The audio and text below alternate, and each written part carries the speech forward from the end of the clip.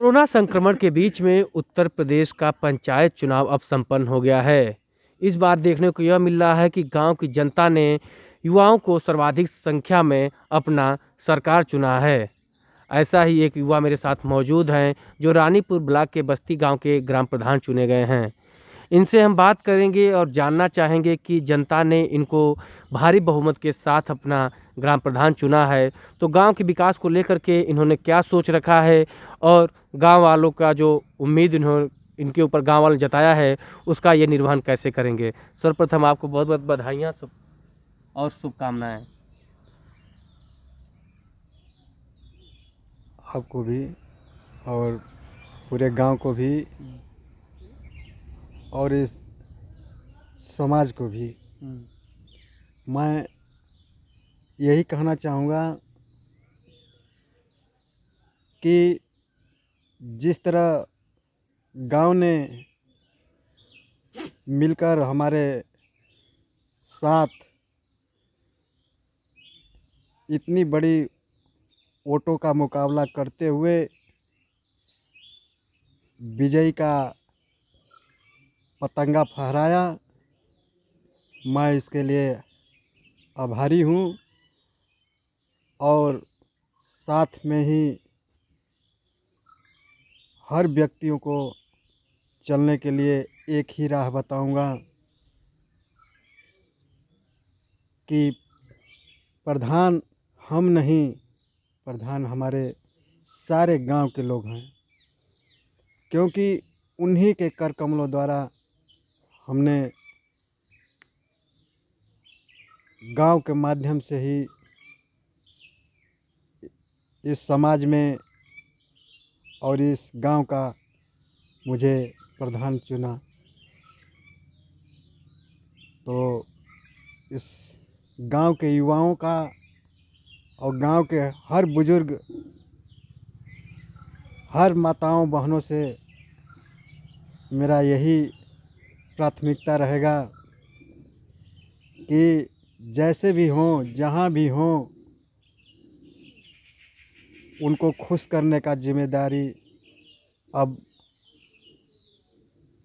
हमारे ऊपर है और हम उसको करूँगा। तो आपने बहुत बड़ी बात ये कही कि गांव का प्रधान मैं नहीं, गांव की जनता है, जिन्होंने चुना है वही मालिक है। तो क्या आपने, अब तो जनता ने आपके बड़ी उम्मीद दी है, आपके ऊपर अब बड़ी जिम्मेदारी हो गई है, तो कैसा मतलब आपको लग रहा है? पहले तो आप एक नॉर्मल व्यक्ति थे, अब गांव की बड़ी उम्मीदें हैं, तो क्या सोच रखा है, क्या करेंगे गांव की जनता के लिए? मैं सोच रखा हूँ कि पहले सर्वप्रथम विधवा और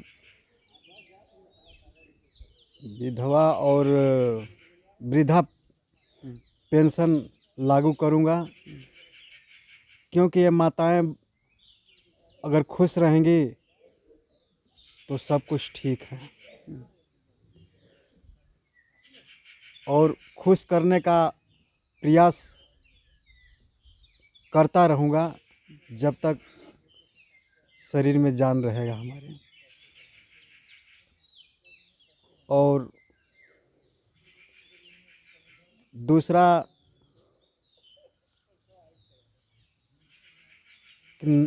पानी का समुचित व्यवस्था भी करूँगा, जो कि पानी का बहुत परेशानी हो रहा है गांव में, बहुत दिक्कतें आ रही है, बहुत दिक्कत हो रही है।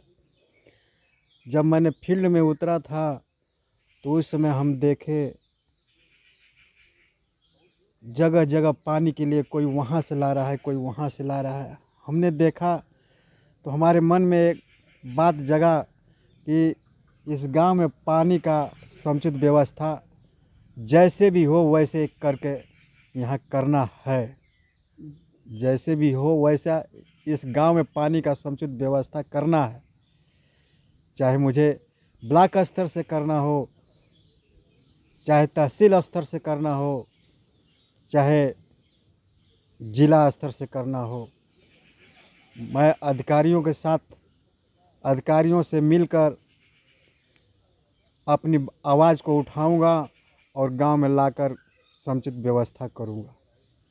और इसके साथ ही कर दिए, मतलब उसके बाद कुछ और विकास है, मतलब गांव के सुंदरीकरण वगैरह का भी कुछ सोच रखा है? क्या कैसे करा है, नाली खंजा के बारे में? हाँ, गांव में नाली का निकास बहुत अति आवश्यक हो गया है। इतना आवश्यक हो गया है कि अगर अगल बगल दो परिवार एक जगह हैं तो बीच में अगर नाली बह रहा है तो उसमें यहाँ तक की बात आ जाती है कि लोग अपने में कटने मरने तक की बात आ जाती है। लेकिन ऐसा होने नहीं दूंगा। मैं समुचित व्यवस्था नाली का करूंगा, चाहे जैसे भी करना हो, चाहे एक दूसरे को समझा कर करना हो, चाहे एक दूसरे को मना कर करना हो, या प्रशासन द्वारा कराना हो। मतलब किसी तरह नाली का निर्माण होगा। नाली का निर्माण फिर नाली का निर्माण वो दिखाने वाला होगा या अच्छी नाली बनेगी, नहीं, या नाली पूरा घोटाला वाला बनेगा? नहीं, नाली तो अच्छी वाला बनेगा। मानक के रूप बनेगा, एक मानक का रूप बनेगा जो कि आज तक ले बस्ती गांव में नहीं बना। अच्छा, तो क्या वैसा रूप बनेगा। आपसे वो उम्मीद किया जाए जो आप काम करवाएंगे, वो अच्छा काम करवाएंगे या केवल वो दिखावाबाजी वाला काम करवाएंगे?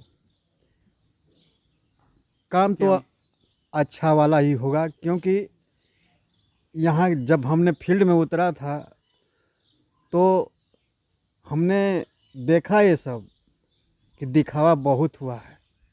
लेकिन मुझे दिखावे वाला कार्य नहीं करना है, मुझे आम जनता को दिखाना है।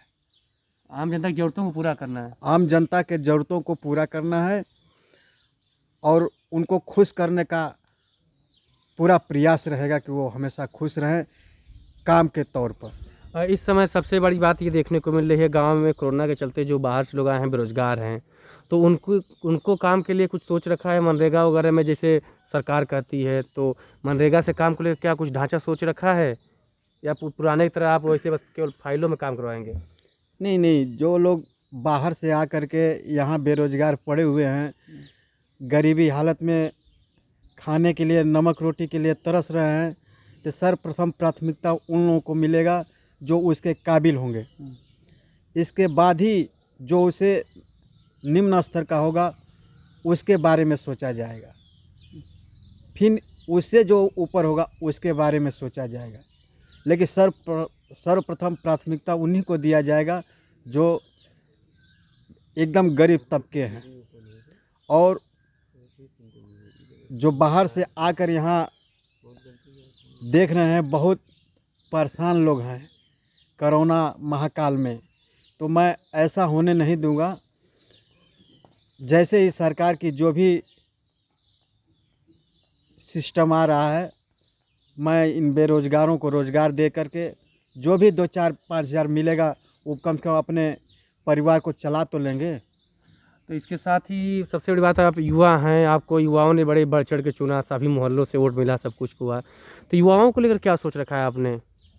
देखिए, युवाओं के बारे में तो हमारे गांव में लक्ष्मी पूजा के दिन उसके बिहान एक दिन बाद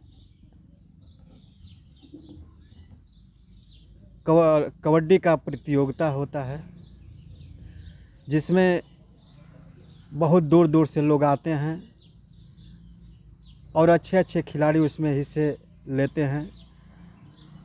तो मैं यही कहूँगा कि जो भी नौजवान हैं उनके लिए खेलने कूदने का हर सामान ब्लॉक स्तर से मौजूद कराऊंगा। और मेरा ये भी प्रयास रहेगा इस बस्ती गांव के युवाओं के लिए कि हर खेल का सामान हर पूरा में, जैसे यादव बस्ती हुआ, ननपुरा हुआ, इधर हुआ, ये सारे लोगों को मतलब खेल का सामग्री उपलब्ध कराऊंगा। और जैसे आज गांव में खेल रहे हैं लोग, उस तरह मैं प्रयास करूंगा कि ये ब्लॉक से खेलें, ब्लॉक में खेलें। ब्लॉक से अगर ऊपर उठ रहे हैं तो मैं अपने गांव के नवयुवकों को यही कहूँगा कि अब इससे भी आगे चलो, जैसे जिला स्तरीय का हुआ। तो कदम कदम उनके साथ रहेंगे क्या, बीच में चले आएंगे? नहीं, कदम कदम से उनके कदम से कदम मिलाकर चलेंगे, हम उनके साथ चलेंगे, हर युवाओं के साथ रहेंगे। युवाओं का साथ हमारा साथ। हमने एक बार कहा था अगले प्रतियोगिता के बारे में, तो बताए थे कि प्रधान हम नहीं, गांव के सारे जितने भी युवक, जितने भी गांव के वृद्धा, नवयुवक, माता बहनें जो भी हैं, प्रधान सभी लोग हैं। गांव के सभी लोग प्रधान हैं, प्रधान हम नहीं, गांव के सभी लोग हैं। बस एक स्तंभ मुझे खड़ा किया गया है और एक स्तंभ हूँ मैं, लेकिन गांव का प्रधान पूरा गांव है हमारे प्रधान। अभी तक एक देखने को बात आ रही थी कि जैसे अपना जो प्राथमिक विद्यालय है, यहाँ पे संसाधन तो मौजूद हैं, लेकिन कहीं न कहीं बच्चों की पढ़ाई नहीं होती है, सफाई कर्मी गाँव में निरादर रहते हैं। तो उसको लेकर के कुछ सोच रखा है कि वही पुरानी पद्धति लागू रहेगी या कुछ नया होगा? नहीं नहीं, ये तो भूल जाए लोग सफाई कर्मी वाले, कि जो प्रधान के घर पर बैठ कर के वो लोग मस्ती करते थे या जो भी करते थे, हमसे उससे लेना देना नहीं है। लेकिन हमारे कार्यकाल में हमारे घर पर नहीं रहेंगे लोग।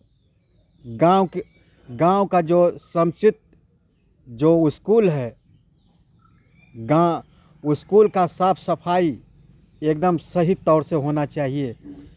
हमारे गांव में 2 ग्राम सभा पड़ता है, एक बस्ती ग्राम सभा और एक सीहोर भाग, जबकि दोनों एक ही है, लेकिन 2 स्कूल हैं। तो दोनों स्कूलों पर एक एक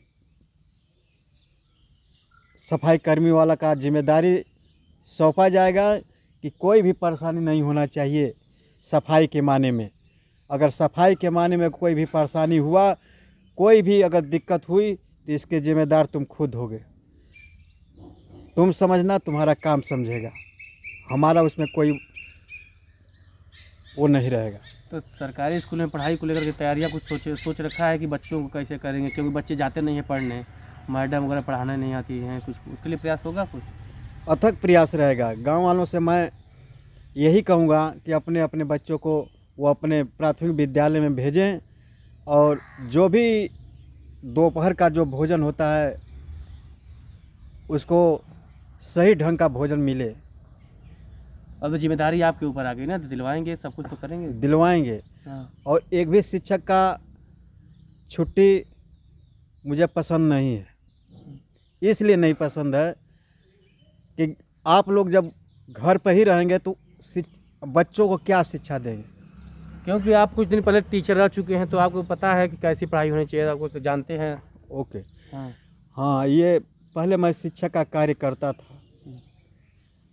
शिक्षा के कार्य में बहुत ही मेहनत करना पड़ता है, ये हम जानते हैं, और मेहनत का फल बच्चों को मिलना भी चाहिए, और ऐसा ही व्यवस्था होना भी चाहिए। जो कि मतलब जिस समय हम पढ़ाते थे उस समय की बात बता रहे हैं। उस समय क्लास में अगर मैं एक क्लास में मैं अगर चला जाता था तो लड़के डर के मारे वो क्लास में वो सभी लोग पहुंच जाते थे।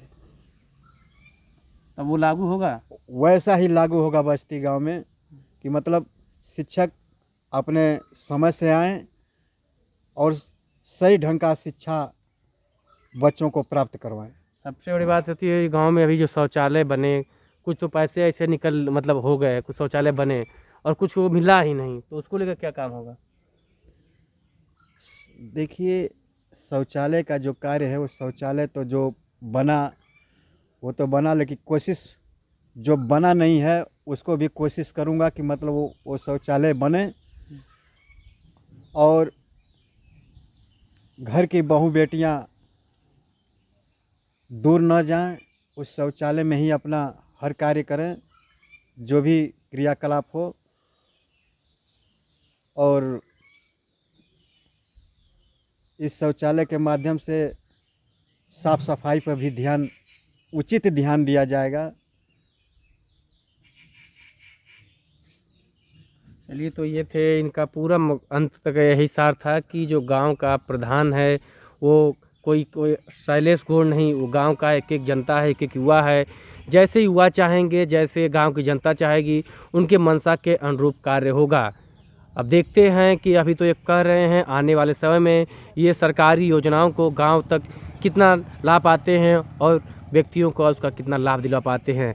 लेकिन कहीं ना कहीं इनसे ये उम्मीद की जानी चाहिए कि गांव का जो विकास है वो अब जो पुराने ढर्रे से अलग हो के कुछ गांव में एक नई विकास की परिभाषा लिखी जाएगी। ईटी भारत के लिए अभिषेक सिंह, बस्ती।